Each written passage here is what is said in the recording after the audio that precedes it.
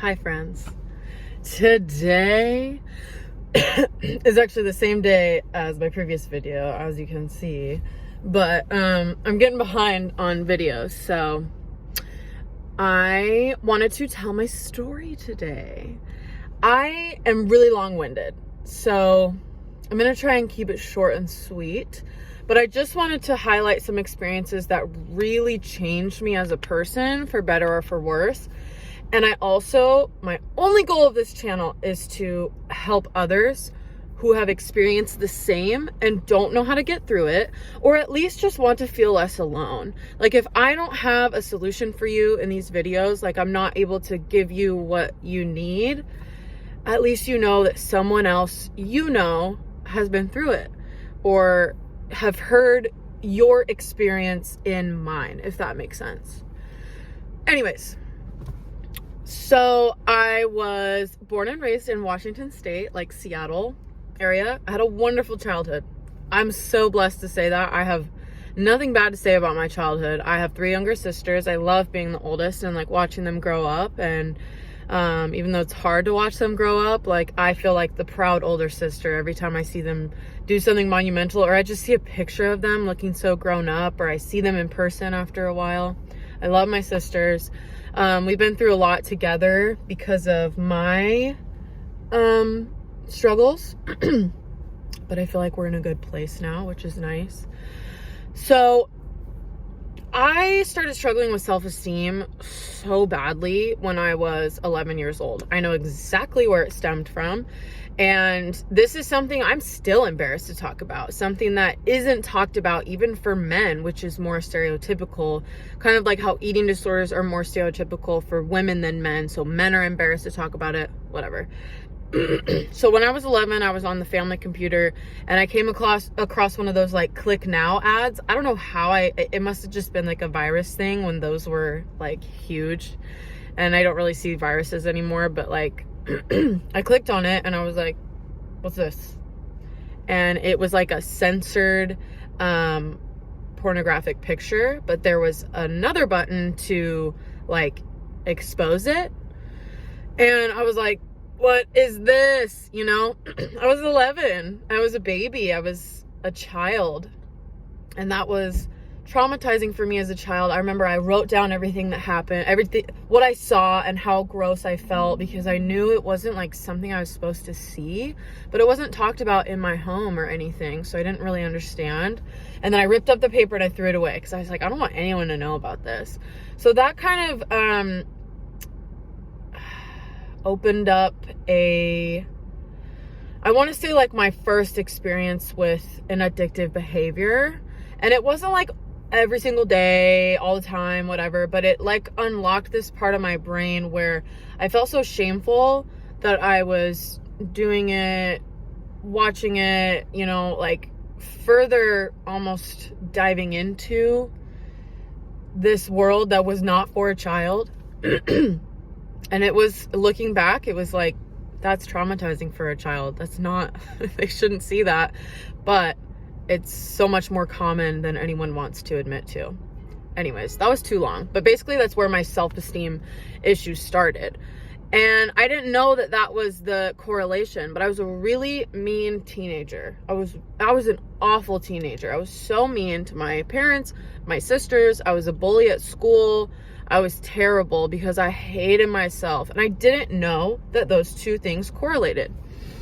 So then I started smoking weed when I was like 16, and I was like, this is amazing. And I used it as a coping skill. I used it as like, okay, I feel sad, I feel depressed, I'm gonna smoke weed. And again, it wasn't all the time, but I started failing my classes. I was like an A, B student, and I had failed every single class except for choir because there wasn't any homework. But I had all Fs the second semester of junior year, and I know it was because of that. I was more depressed, you know. And I've had people say, weed can't be addictive, like, I can't believe all that stuff happened to you because of weed, like, whatever. And it did. I've come to terms with, like, I can't even handle weed, you know? So I started struggling even more. My parents noticed, but they didn't really know, like, what was going on. And I was having sex with my boyfriend. I grew up in a Mormon house. I forgot to say that. And so it was like really serious that I was doing these things, but I think mostly because I lied. And I was the guinea pig. I was the oldest. I don't think they knew how to respond to that, and that's okay, you know, but that was traumatizing as well, their reactions and, you know, everything that happened after that. So when I wasn't getting better emotionally and I started self-harming and whatever, still sneaking behind their backs, they sent me to treatment because I was suffering emotionally. I really was. So I went to treatment inpatient for a year at a teen place, like a troubled teen center in Utah, South Jordan, Utah. I found a lot of relief, comfort, and healing there. Luckily, I didn't experience the abuse that other kids do at troubled teen centers. It like hurts my heart to hear those stories, but I didn't get that experience. So I met some of my best friends there. I got out. I was 18 years old. I didn't know how to make friends because my friends were made for me for my entire senior year. And I had coping skills, but didn't really know how to use them in real life because I was in a bubble for a year. So I went to college in Utah Valley University, and I was super depressed. Like, I realized once I didn't have someone to talk to 24/7, like a therapist, you know, or someone who loved and cared about me. Like, I could talk to my parents, but I felt so alone. Once I realized, like, oh no, I have to do this by myself. I struggled. I gained a ton of weight. I was really big, and I was super unhappy. Things started getting better once I realized I needed to make healthier choices physically. I started feeling a lot better. And then I started struggling with my first, like, introduction, I guess, to eating disorders. I was like, I'm not losing enough weight. And so because of that shame I felt, I would binge eat. And I was like, why can't I stop doing this? Like, I would get so full to the point where I felt like I was going to throw up and then eat more. And I hated it. I would eat foods I didn't even like. I would just like eat whatever was around me. Like, it didn't matter. I just was stuffing my face, you know, and I couldn't understand why I couldn't stop. So then I was like, all right, how do I get rid of this? And I figured out a way to get rid of it, if you know what I mean. Bulimia. And so I got stuck in this binge food, get rid of it, and starve right after that because I felt so bad. I got stuck in that cycle for like a couple months, and I was so miserable. And because of that misery and shame from struggling with eating again, I started, like, I think the first thing that happened is I drank at like a Halloween party, and it wasn't fun. And then I drank on New Year's Eve, and I drove my cousin and I home drunk. And it's things like that where I look back and I'm like, normal people don't do that. Like, sometimes normal people will do that and then they're like, okay, I'm gonna stop. But I didn't stop, you know? So I quit my job. I had 2 jobs at that time. I quit my job at the treatment center I started working at, the place I went to. Because I was like, I'm so miserable. Like, I just need to, you know, if I can't help these kids, if I'm not helping myself. So I quit, and then that same night I smoked weed, and I was like, this is what I've been missing. And then things went really downhill from there. I was sexually assaulted on January 11th, 2018. And that ruined me for a while. And I just was so high all day, every day, and started experimenting with hard drugs. So I went to my first adult rehab when I was 19. Yeah, 19. And it was called Annie's House in Draper, Utah. I loved it. It was only women's at that point, and it was a great experience for me. I feel like the reason why I went was to heal from the sexual assault, and it really helped. And then I moved home to California. 5 months later, I relapsed because I wasn't doing anything for my recovery. Like, I was just like, all right, I don't want to use, but, you know, if the opportunity arises, I will. And I also was off my meds because I didn't schedule an appointment soon enough. and I felt like a shell of a human. I felt like a zombie. And so I got high because I didn't want to feel that.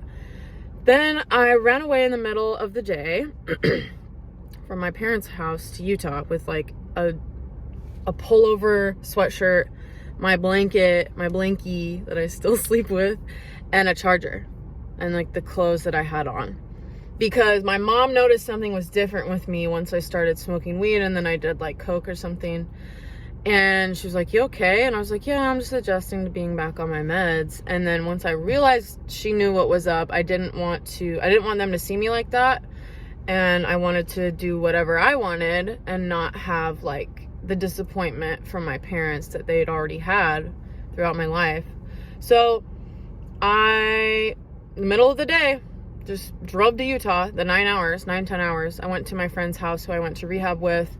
And that is when I had my first experiences with prostitution for money and drugs. There was only a couple times, but traumatic, like sucked. And I had no money in the bank when I left. I had 2 jobs. I just texted them and said I had a family emergency and never went back. So for 2 months, I was using cocaine a lot, mostly smoking weed all day, every day. Didn't have a job, was sleeping on the floor with my boyfriend in a 1-bedroom apartment of a friend of ours. I was miserable, and that's when I tried meth for the first time, and it didn't really like go anywhere because my boyfriend was like, I don't want you doing that. And I was like, okay, well, I don't want you to do Xanax. You're sleeping all day, every day, and you're really mean. And he was like, okay. So we just agreed to stop, but I loved meth. I loved it. It wasn't anything like I imagined it to be. And that wasn't my last experience with meth, but that was my introduction. So my boyfriend and I moved to California. He was the biggest piece of shit. And I was pretty miserable then. Like, I was very blind to the fact that he was manipulating me and lying to me all the time. We eventually broke up, and then I had an amazing summer that year. Like, I moved back in with my parents, and it was awesome. And then I was clean for like a year and 7 months, not doing anything for my recovery. Just like, yeah, I don't want to live like the way that I did in Utah, sleeping on the floor, like that sucked. That was a gross life. But since I wasn't doing anything for my recovery, I was looking back on pictures of me on drugs in Utah, and I was like, that looks fun. I had started struggling with starvation again and self-harming. So it was like, the constants of what was happening in my life, like what always came up is right before I relapsed was like another addiction or obsession would start happening again. So I used weed and coke. I don't even think the coke was real for my like first relapse experience. And then I was like, the guy I got it from on a dating app, he was like, yeah, I asked if he could get me anything more, and he said, I can get you crystal. And I was like, cool. But what I was given was not meth. And I've had someone suggest that it was like research chemicals, which is literally just like no one knows what's in it. I had no idea. I was so sick. I was throwing up, which isn't normal. And I was hallucinating like crazy, which also wasn't normal, because when you use meth like once, you're just vibing, you're chilling. It's when you stay up for like 7 days when you start hallucinating. But I would hallucinate almost immediately. And I was like, this isn't meth. But I bought it like 4 times and spent like $500 on weed and meth in like a week. I lost 7 pounds in 5 days from just the water weight. And then I passed out one morning, and my sister told my mom that I passed out. And she was like, are you using? And I was like, no. So I was like, okay, I'll stop. Like, they found out, I'll stop. And then I started smoking weed again, thought I could get away with it, but I was just like so out of it. And my dad was like, you have to leave. Like, I can't have your sisters witness this. And I was like, fair. So I left, and that's when I had my first introduction with heroin. And I think that's my favorite. But I did end up getting arrested for public intoxication and possession of heroin. And again, I was sleeping on the floor, miserable life, throwing up every single day. It made me sick without fail every single time. And I wasn't throwing up anything. I wasn't eating, so it was just like stomach acid and maybe water, you know? Anyways, so then I went to rehab again to the same place, but now it was co-ed. And I had a great experience there. I spent 60 days there since this relapse was like a little more intense. And then I went to sober living there. That was my first experience with sober living, and it was great. And then I had to move out because the director of the program was like, we're actually selling this house you guys live in to another treatment center. So you need to either go to a different sober living that we have or find somewhere else to live. So my roommate and I, who lived there, we were already planning on moving in together because we were super good friends. So we moved in together. Everything was great until I started really struggling with self-harm again. Like to the point where I have keloid scars, if you know what those are, where they're very raised, very noticeable, very bumpy, and I have some all over my leg. And it was because I went through this terrible breakup, and it was another obsession. I was cutting myself in the drive-thru while I was driving, in the bathroom at work. I had a razor with me in my wallet, bathroom, bedroom, car, just in case. And I was like, I couldn't figure out why I couldn't stop, because I'm an addict. Like I knew that about myself at this point, but every single time I'd be like, get it together, dude. So of course I ended up using, and my roommate was pretty codependent with me. And so since she was an alcoholic, we just started drinking together. I was mixing anxiety pills with alcohol, smoking a ton of weed again, but that would always lead me to something else. I was using air duster, which is literally just air in a can, chemicals in a can, and it gets you high for like 30 seconds, but if you just keep doing it. And it's interesting how desperate I was to get high. So just kind of like a mix of all of that, cocaine like once, and then towards the end, meth and heroin so heavily that I was like so freaking miserable, so sick, so miserable. So I went to rehab again in St. George, Utah, which is southern Utah, and did 30 days there, and then went to sober living. But almost immediately after I got to sober living, I wasn't serious about my recovery. So I was smoking weed, and then I just ran away to Salt Lake, which is 4 hours from St. George, like in the middle of the day again, with a friend of mine from rehab named Corey. So we were using meth, I think heroin, yeah. And then we slept on a bare mattress in my old apartment that my friend and I had moved out of, or she had moved out because our lease was up, with a sleeping bag as a blanket. And yeah, that was my life for a few days. And then when we went back to St. George, they kicked me out of sober living because I didn't come home. So I had to get all my stuff, and all my stuff was in my car. Like we couldn't even put the seats back because it was packed in the back seat and in the trunk. So because we couldn't sleep in the car, like we weren't really tired anyways from the meth, but we slept at the park one night, and that was rough. And so I contacted the director of the St. George program, and I was like, I need help. I hadn't eaten. I was so dirty and gross. I hadn't brushed my teeth in like 5 days. And honestly, the first like desire of mine was literally a bed, laundry, shower, and food. And that's why I went back to rehab. Like that was like, okay, let's go wash our clothes and take a shower. Like I hate this. But something clicked that time for some reason. So I went back for 2 weeks, and when I got out, I started going to Narcotics Anonymous. And then, you know, the first year of recovery through Narcotics Anonymous was rough, but I got through it with NA and with a sponsor. My best friend used fentanyl in front of me. My boyfriend relapsed and lied to me about it and was like wreaking havoc on our lives. And I went through a breakup, and my friend overdosed and died, and I was struggling with self-harming again. So all these traumatic ass things that would have taken me back out in the past, back out means back out to using. So when people say she went back out, that means they're out using again. That's like some terminology in recovery meetings. So somehow I made it through, and it was because I knew that I would have to call my sponsor the next day and say, hey, I relapsed, or I don't know. NA kind of changed me for the better. So because my boyfriend relapsed, he got us evicted from our apartment, or the room we were renting. So I had to move home because I had nowhere to go. And so I moved back to California. That is where I am now. And I was off my meds because the ones I was on were not working. So I was like, I'm done. And I was so depressed for, I want to say 2.5 months, 2-3 months when I moved home, that I was in bed all day. I would go to sleep at 4 a.m. and wake up at 4 p.m., come out of my cave for dinner, and then go back. I refused going on walks with my mom and my dog Bear.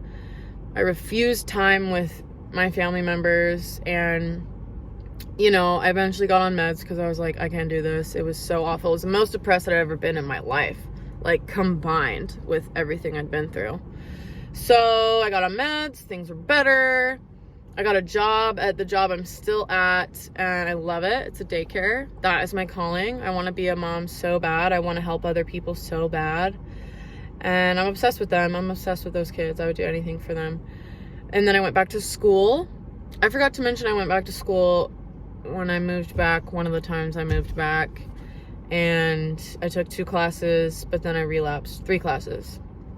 So each time that I intended to go back to school, when I dropped out those 2 times, I would relapse and I wasn't able to go back. So now I'm in school and I'm taking 5 classes. I don't know how I'm gonna do it because I'm not it's hard. Like it's not that it's not going well, but I just have to like force myself to do homework. I hate it. And I'm still working part-time at the daycare. Things are great. They really are. I found the right meds that work for me, but I still really struggle with my depression. Like it's mostly at night times, and then sometimes it's hard to get up in the mornings and I just like won't go to class or whatever. So that's the one thing we're working on, but I'm so blessed and so grateful to be able to go to treatment, meet the people that I've met, and have so many chances with my family. So if you can't relate to the addiction piece, if you can't relate to relapse, if you can't relate to any of this, but you know what it's like to feel so miserable that you don't want to be here anymore, or that you literally go through the motions every single day, I get it. I get it. I've been so depressed where I can't brush my teeth, can't clean my room, don't give a shit about anything, and call out of work and say I'm sick when I'm not. Like I've done it all because of depression. But I hope you heard something that you can either resonate with or helps you to have more empathy for people in your life. What I would say, my biggest piece of advice, is talk to someone that can help you. And if they don't validate you, talk to someone else. Keep fighting for your life and what you want. Because if you don't find your purpose, which I didn't find mine for so long until like just now, like you're not living, you're surviving. And I know it's hard. I know. But how long do you want to feel like this? How much longer do you want to be miserable? It's up to you. Anyways, stay sexy. Sorry this video was so long.